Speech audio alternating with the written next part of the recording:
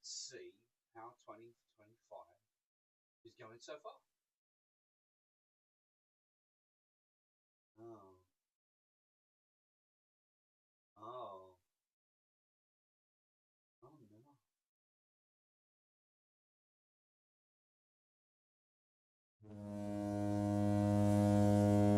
So while for the foreseeable future we will be trapped inside for now, let's talk about G2.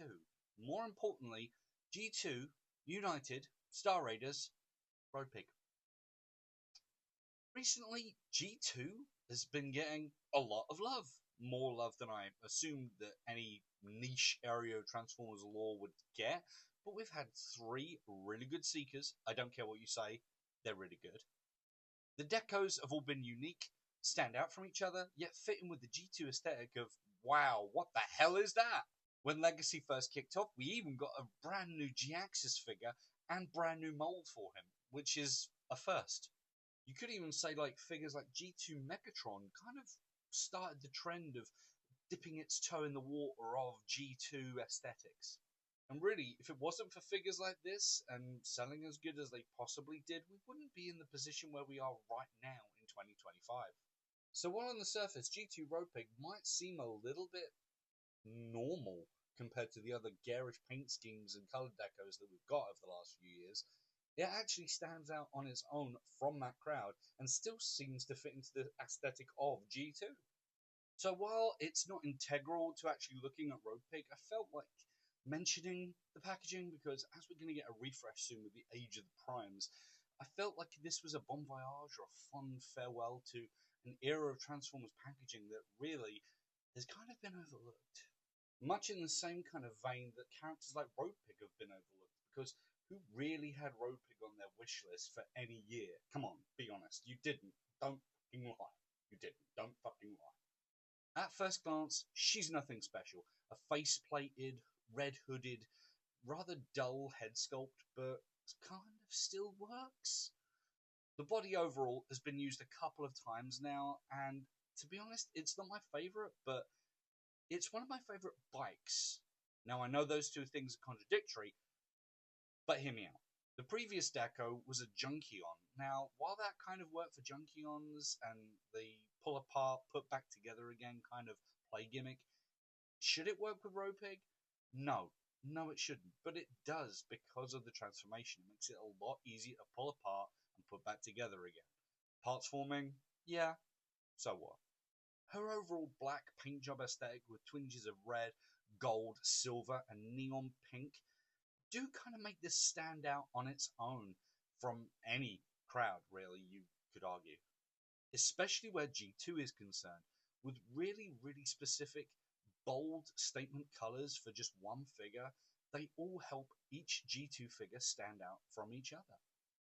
And the fact that she has Transformers trademark stamped on her outer leg like some kind of weird tramp stamp is just too funny not to appreciate. The logo on the inner thigh and tattooed Star Raider on her foot is also kind of genius. It puts all her tattoos on one leg.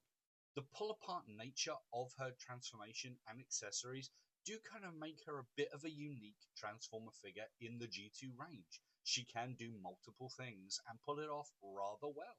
Better, in fact, than a Junkion counterpart, I would say. The bike mode, again, just is so good and so funny for the fact that you again see Transformers trademark on the outside of the bike. G2 was not kidding. These are not your father's Transformers because these guys know how to brand, and brand they do. As a child of the 90s, I can totally get on board with any G2 figure, whether I have a personal attachment to them or not. It's all good. It's a mixed bag of pick and mix from Woolworths, and I'm here for every last drop of it. And yeah, I normally go on a GoBots tangent right about now in the video, but I've got my Kit Bash Smallfoot here, so I'm happy for now. The nature of the pull-apart pieces for transformation as well also helps you refresh her look and give her a different vibe depending on how you're feeling in the moment, and gives you a chance to really play around with the character and do your own thing. It is a case of have it your way. We're Burger King. I cannot stress again how much I dislike this mold, but for some reason, The character and the fact that she's G2 really helped sell me on it. So while she might not be the best bot on the market, especially in the Star Raiders subline at Walmart, she's definitely a bot that I am definitely starved for in the G2 line. We need more of these guys. And yet we're getting Grimlock soon and possibly more Dinobots, but we need more niche characters like this with unique molds that maybe not sell people the first time, but help people integrate and get used to things that they might not be used to otherwise. It's part of selling product. Play with it until it works, basically. So while I feel we're being drip-fed G2 figures at a rather slow pace, G2 Cloud Cover here came out about 2 years ago, and this season has been at Ross for a really criminal $17.99, and still I found him after Christmas and after the New Year. This guy needs more love, I'm just going to say that. I mean, look at him.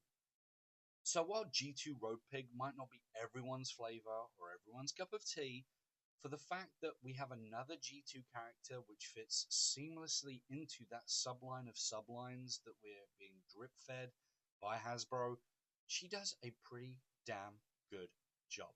And that's no small feat for just a regular deluxe in a subline that is coming to an end.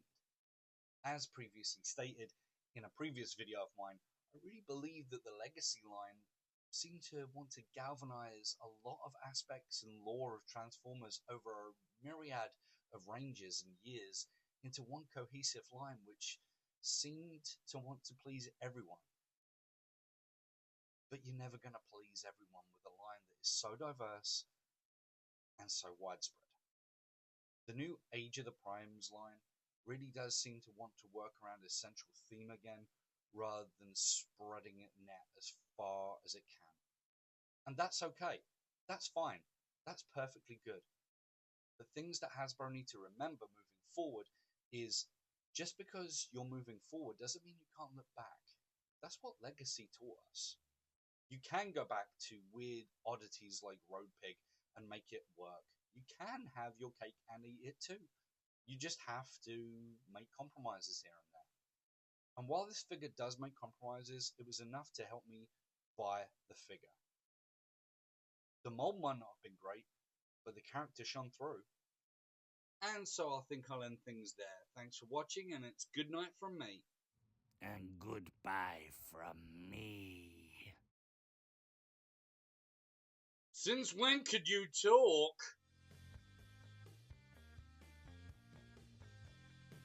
So, thank you for watching and making it to the end of the video.